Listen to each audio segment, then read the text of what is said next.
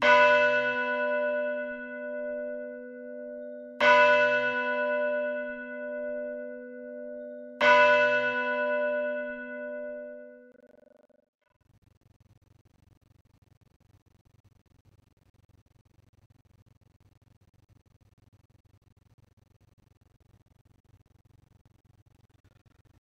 datang dan selamat beribadah di hari Minggu kelima sesudah Paskah 10 Mei 2020. Kiranya ibadah yang kita lakukan saat ini berkenan di hadapan Tuhan. Umat Tuhan, tidak semua orang bisa mengenakan sikap rendah hati di dalam hidupnya. Mengapa? Sebab untuk rendah hati, maka seseorang harus menempatkan dirinya, perasaannya, di tempat yang paling bawah, lalu menempatkan orang lain di atas dirinya. Hal ini tidak mudah, sebab pada umumnya orang lebih suka didengar daripada mendengar, lebih suka meninggikan diri daripada merendahkan diri, lebih suka diutamakan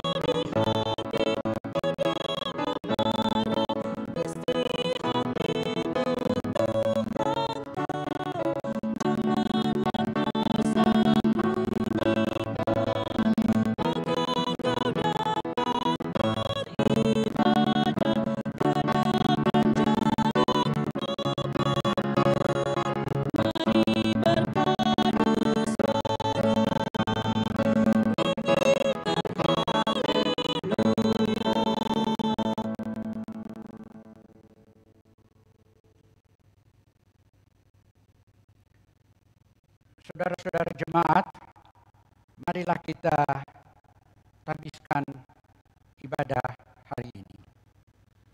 Pertolongan kita adalah dalam nama Tuhan yang menjadikan langit dan bumi.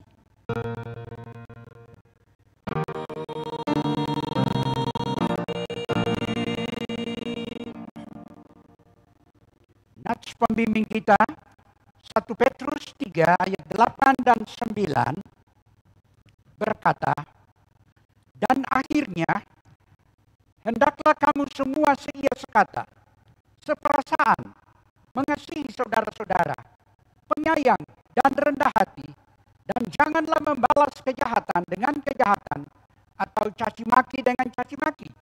Tetapi sebaliknya, hendaklah kamu memberkati, karena untuk itulah kamu dipanggil, yaitu untuk memperoleh berkat." Terimalah salam rasuli, kasih karunia dan damai sejahtera dari Allah Bapa kita dan dari Tuhan Yesus Kristus menyertai saudara sekalian. Dan menyertai saudara juga.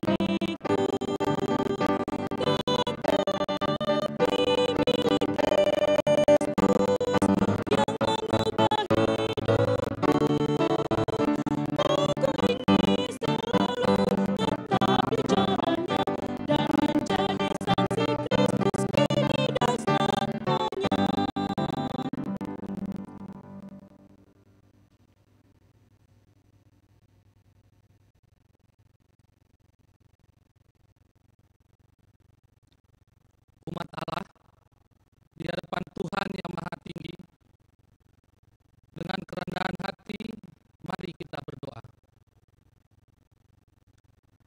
Ya Allah Bapa, kami bersyukur dan berterima kasih kepadamu karena Engkau telah memilih dan memanggil kami untuk menjadi umat kesayangan-Mu di dalam Kristus Yesus. Bahkan Engkau menempatkan kami bersama menjadi satu sebagai keluarga Allah. Mampukan kami untuk terus hidup saling mengasihi dan menopang sebagai saudara di dalam Tuhan.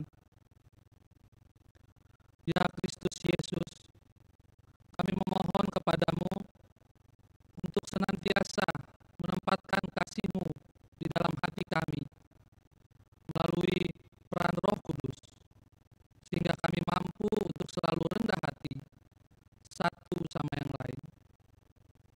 Mampukan kami juga untuk selalu saling menghargai dan peduli kepada saudara sepersekutuan, sehingga persekutuan kami terus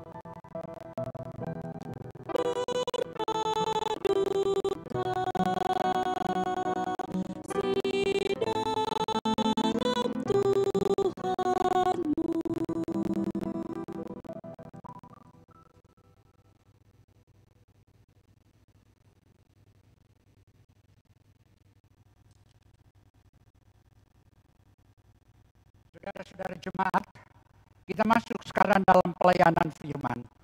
Sebelum kita baca dan renungkan firman Allah, marilah kita tunduk kepala dan kita berdoa. Bapa kami dalam Yesus Kristus, firman yang hidup, kami sangat merindukan firman-Mu Tuhan, karena terlalu banyak kami berjalan dalam hidup ini dengan mengandalkan kebolehan kami sendiri. Kami bersikap tinggi hati dalam perjalanan kehidupan kami, sehingga kami kurang membiarkan Engkau bicara dalam kehidupan kami, Tuhan. Itulah sebabnya kami ingin supaya firman Tuhan menyentuh kami, berbicara dan mengingatkan kami, supaya kami tidak berjalan dengan mengandalkan kebolehan kami sendiri, tetapi kami selalu dengar akan kebenaran firman-Mu. Kuasailah kami dengan Roh-Mu yang kudus ya Tuhan, supaya Roh Kudus itu memberikan kemampuan bagi kami, sehingga kami bukan saja mampu membaca lalu mendengar firman Tuhan itu, tapi lebih dari itu kami mampu mengamalkan, menerapkan firman Tuhan itu nanti dalam hidup kami, dalam kerja kami, dalam segala jerih dan juang kami. Bersabdalah kepada kami semua ya Allah, sebab kami sudah siap untuk mau dengar akan kebenaran firman Tuhan. Dalam nama Yesus, firman yang hidup. Amin.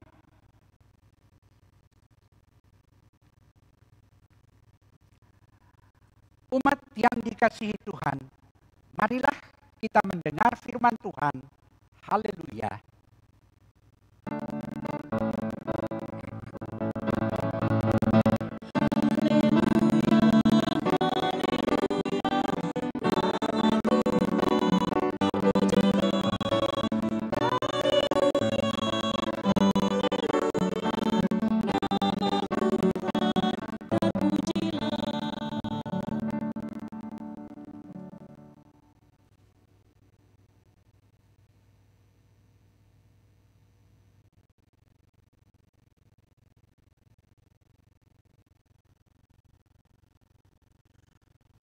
Pembacaan Alkitab yang menjadi dasar pemberitaan firman Tuhan hari ini adalah dari 1 Korintus 4 ayat 6 sampai dengan 13.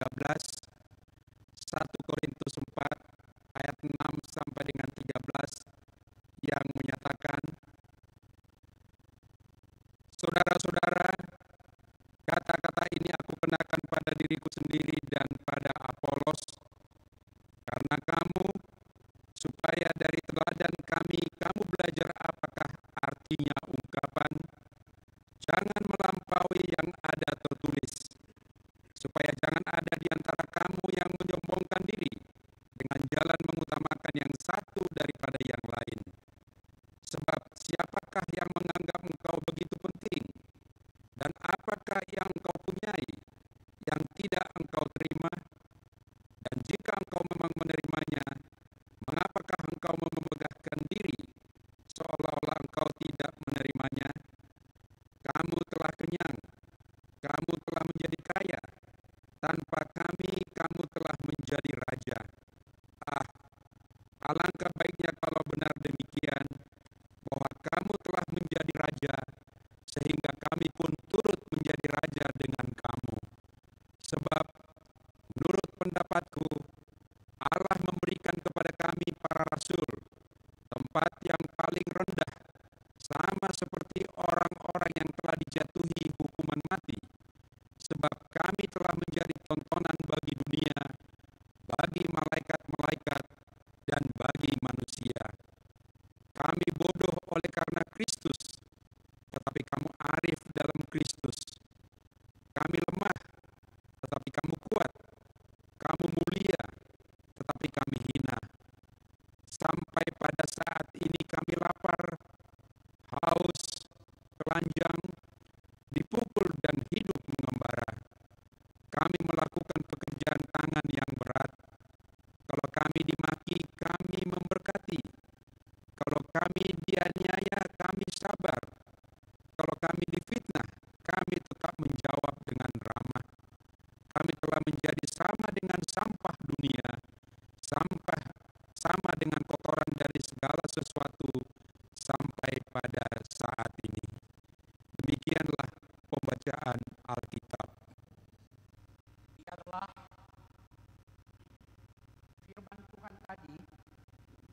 segala kekayaannya, diam di dalam hatimu, dan ucaplah syukur kepada Allah.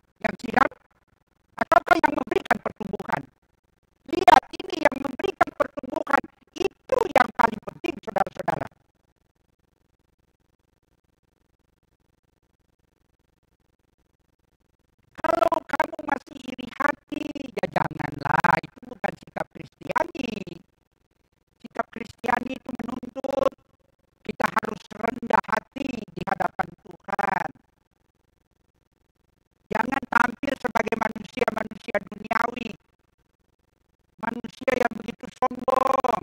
Allah tidak kehendaki mengecilkan orang lain. Dan ini tidak pernah berkenan kepada Allah. Siapa Apolos? Siapa Paulus? Tugas berbeda-beda. Tetapi yang paling penting dalam mereka menjalankan tugas, Allah lah yang memberikan pertumbuhan. Jadi yang penting itu yang memberikan pertumbuhan, bukan yang tanam, bukan yang siram, bukan ada yang atur yang lain-lain, tetapi yang memberikan pertumbuhan adalah Allah.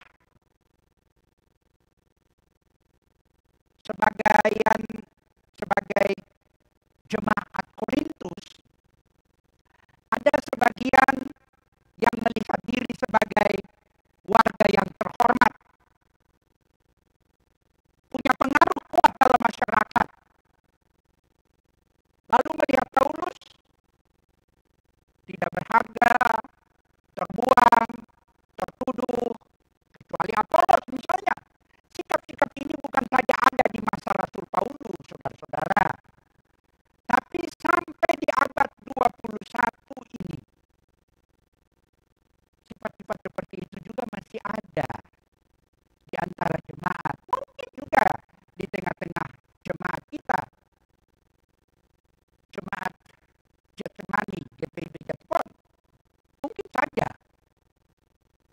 Karena ada orang-orang, kelompok-kelompok yang sombong, kadang-kadang tampil-tampilnya di ini tertentu, baru dia perlihatkan kesombongan. Jadi mirip orang-orang Farisi itu, ahli-ahli Taurat. Kalau mereka mengadakan ibadah, mereka lebih memperlihatkan keagamaan mereka. Berdoa di jalan-jalan yang ramai, di perempatan jalan, supaya orang lihat kesalehannya. Memberikan persembahan, berikan persembahan. Orang lihat jumlahnya, supaya orang puji, aduh, dia itu memberi persembahan yang besar. Cara-cara ibadah itu duniawi seperti itu. Hendak memperlihatkan kebolehannya. Lalu kapan Tuhan dimuliakan? Saudara-saudara, semua yang ada pada diri manusia merupakan anugerah dari Tuhan. Sekecil apapun kemampuan seseorang, talenta-talenta itu Tuhan sudah berikan. Jadi jangan sombong dong jemaat. Jangan sombong dong orang-orang yang mengandalkan kebolehannya. Itu manusia-manusia duniawi. Kita punya Allah yang begitu mengasihi kita. Allah yang menyelamatkan kita penuh kasih. Dia menderita sampai mati dan bangkit menjadi raja, memerintah saudara dan saya. Makanya kalau jadi orang itu jangan jadi orang sombong. Jadilah orang yang rendah hati supaya diberkati Tuhan. Orang yang rendah hati itu biasanya kalau orang bikin jahat buat dia, dia tidak balas dengan jahat. Bukan mata ganti mata, gigi ganti gigi, tetapi rendah hati. Nah, saudara-saudara, makanya menurut Rasul Paulus, setiap hamba Tuhan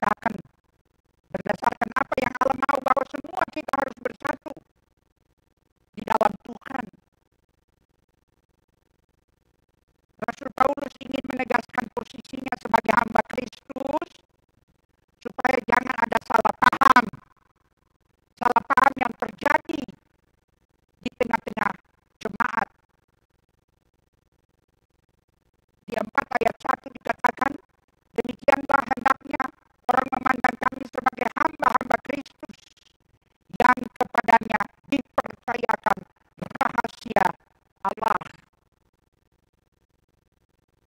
Jadi Rasul Paulus dan Apolos misalnya itu melaksanakan tugas yang sama. Jadi jangan saling membedakan dan mempertentangkan. Tugas berbeda-beda. Tapi yang paling penting sekali lagi, Allah yang menentukan keberhasilan. Allah yang menumbuhkan. Kalau sebagian manusia sekali lagi tetap sombong, maka kapan sih gereja bisa menjadi kuat? Kapan keluarga bisa menjadi kuat? Kapan masyarakat bisa kuat? Kapan ada persatuan dan kesatuan yang bisa kita jalankan bersama-sama untuk menegakkan, untuk menguatkan orang-orang lemah, orang-orang yang tidak berdaya, dan semua yang terjadi di negeri kita. Untuk melawan virus corona ini diperlukan kebersamaan. Jangan ada yang pro kontra dengan kebijakan-kebijakan yang pada akhirnya ujung-ujungnya merugikan. Tuhan tidak mau kita punya model hidup seperti itu. Karena itu marilah jangan kita bentuk blok-blokan. Karena sekali lagi sangat merugikan. Jangan menjadi manusia-manusia duniawi yang mengandalkan manusia. Tapi jadilah manusia beragama yang percaya kepada Kristus, yang percaya kepada Allah. Jadi Rasul Paulus ingin supaya saudara dan saya menjadi orang yang rendah hati.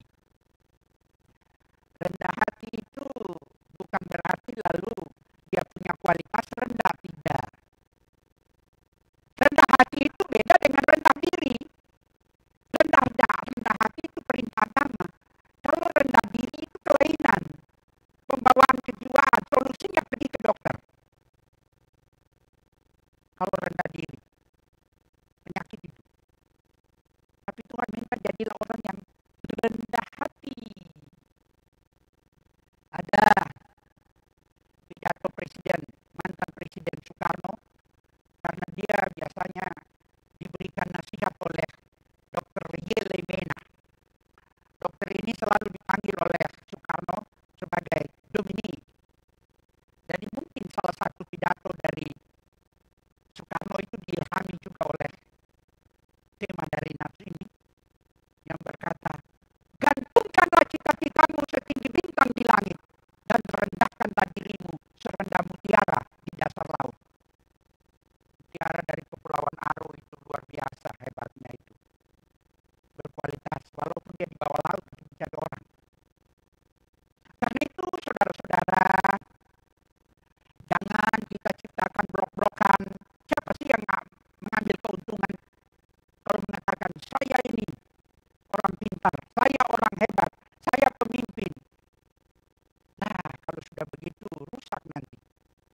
Jangan balas kejahatan dengan kejahatan.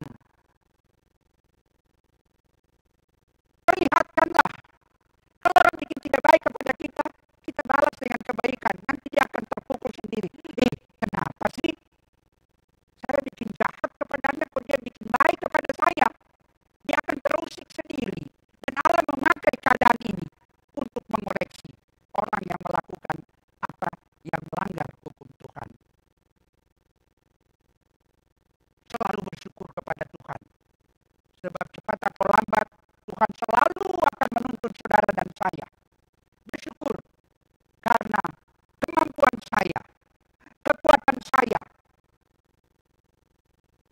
kelemahan saya, Tuhan yang berikan kepada saya. Bukan karena kebolehan saya. Tuhan bisa dan akan memakai kita sebagai pelayan. Tuhan akan memakai kita sebagai alat yang kecil di tangan Tuhan yang besar itu untuk hormat dan kemuliaan bagi nama Tuhan. Karena itu saudara-saudara, jadilah orang-orang Kristen beriman.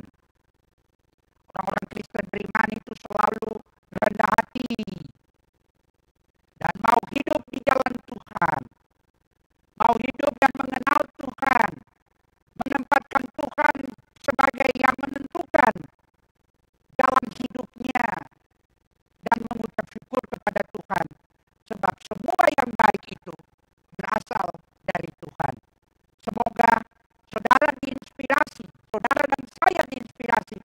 oleh firman Tuhan ini, supaya kita menjadi orang yang selalu rendah hati di hadapan Tuhan untuk melayani, memuji, dan memuliakan nama Tuhan.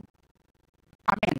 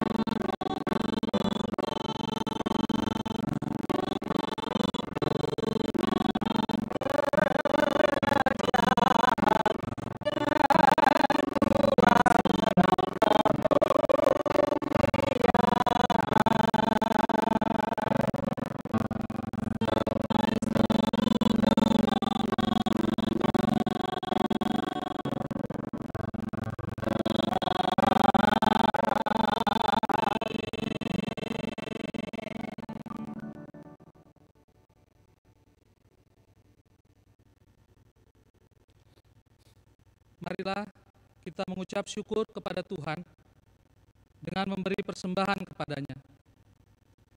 Dengarlah nas Alkitab dari Amsal 3 ayat 9 sampai 10. Muliakanlah Tuhan dengan hartamu dan dengan hasil pertama dari segala penghasilanmu.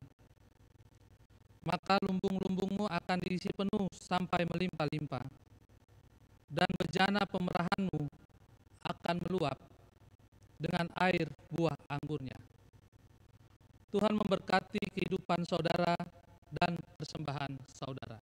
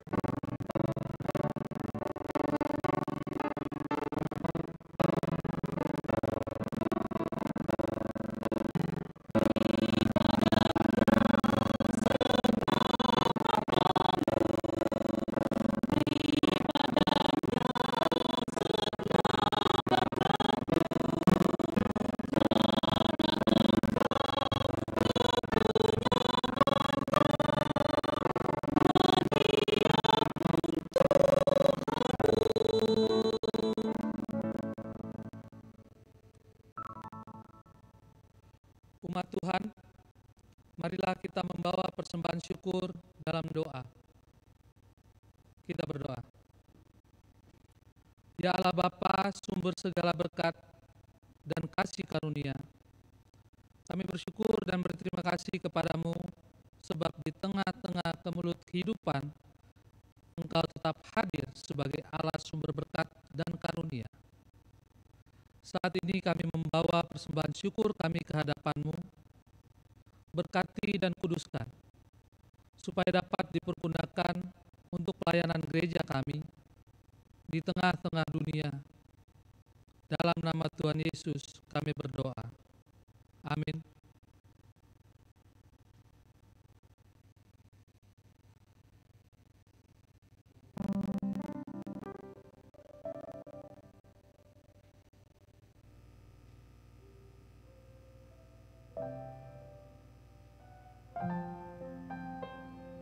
Thank you.